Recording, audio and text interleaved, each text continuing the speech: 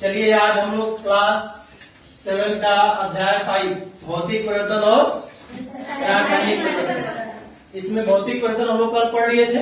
Yes sir. आज पढ़ेंगे हम लोग रासायनिक परिवर्तन। समझ में आया? Yes sir. देखो रासायनिक परिवर्तन में वह परिवर्तन जिसमें एक से अधिक पदार्थ मिलते हैं और एक से अधिक नए पदार्थ बनाते हैं, उसको क्या कहते हैं? रासायनिक परिवर्तन। यानी रासायनिक परिवर्तन में एक होता है कि नया पदार्थ बनता है। अभी कल हम लोग सीखे थे कि भौतिक परिवर्तन जब होता है तो उसमें कोई नया पदार्थ नहीं बनता है, लेकिन रासायनिक परिवर्तन में नया पदार्थ बनता है।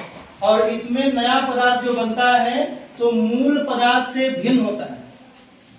यानी अपने जो मूल पदार्थ है उससे अगर कोई दूसरा पदार्थ बनेगा, मान लो 2 से अधिक पदार्थ मिला लिए, उससे जो तीसरा पदार्थ है वो नया पदार्थ बन रहा है, तो इसका गुण और नए पदार्थ का गुण, दोनों का गुण अलग अलग होगा, गुण सेम नहीं होगा। जैसे देखो दही से दूध से दही जमना, दूध से दही जमना, अब गुण कैसे अलग होगा? दूध का गुण क्या होता है? दूध बह सकता है, दूध का स्वाद भी अलग होता है, लेकिन उसी दूध का जब हम लोग दही बनाते हैं तो दही जम जाता है। जम जाता है कि नहीं? और क्या दही का स्वाद दूध के स्वाद जैसा होता है? नहीं सर। दही तो खट्टा हो गया। Yes sir. उसी तरह से आगे देखो, लोहे पर जंग लगना। अब अगर लोहा है उस पर जंग लग जाता है तो लोहा का मजबूती कम हो जाता है, और देखोगे लोहा अगर है तो उसका कलर दूसरा होता है, और जब जंग लगता है तो भूरा भूरा हो जाता है। देखे हो ना? अगला है देखो लकड़ी पर लकड़ी का जलना। अब लकड़ी है, लकड़ी को जला दी तो लकड़ी को जला दिए तो कोयला बन जाएगा। Yes sir. कोयला से राख भी बन जाएगा। Yes sir. उष्मा निकलेगा। क्या उस राख से उस कोयला से फिर से लकड़ी बना सकते हैं? नहीं सर। नहीं बना सकते। यानी रासायनिक परिवर्तन में यह है कि जो पदार्थ बन जाता है उससे प्रारंभिक वाला पदार्थ नहीं बना सकते हैं। समझ में आया? जैसे दूध से हम लोग दही बनाए, अब दही से दूध नहीं बनेगा। नहीं बनेगा तो रासायनिक परिवर्तन हो गया। लकड़ी का जल गया, लकड़ी एक बार जल गया तो फिर उसको लकड़ी नहीं बना सकते हैं? नहीं सर। नहीं बना सकते हैं।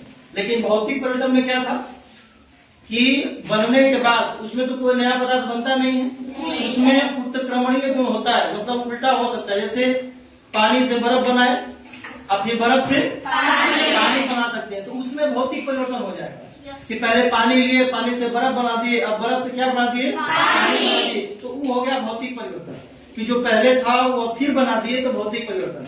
आज जो बनने के बाद पहला वाला पदार्थ नहीं बनेगा, वहाँ सब में क्या हो जाएगा? रासायनिक परिवर्तन। अगला देखो खाना पकाना।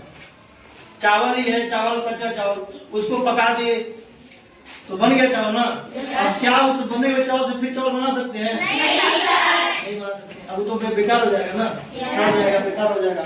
अगला है वृक्षों का बढ़ना, भोजन का पाचन।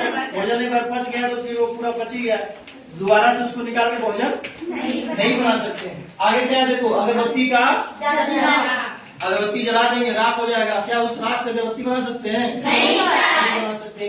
प्रकाश संश्लेषण, प्रकाश संश्लेषण में सब गैस मिल करके, जल मिल करके, खनिज मिल करके और ग्लूकोज बनाते हैं जी। अब उस ग्लूकोज से सब कुछ अलग अलग नहीं निकाल सकते। उसी तरह हो जाएगा सब्जियों और फलों का पकना, अम्लीय वर्षा और दूध का फटना। एक बार दूध फट गया तो फिर उसको पुनः प्राप्त नहीं कर सकते। समझ में आया? Yes sir. रासायनिक परिवर्तन सभी को समझ में आ गया है? Yes sir. बोलो। Yes sir. ठीक, भौतिक परिवर्तन का उल्टा ही क्या हो जाएगा?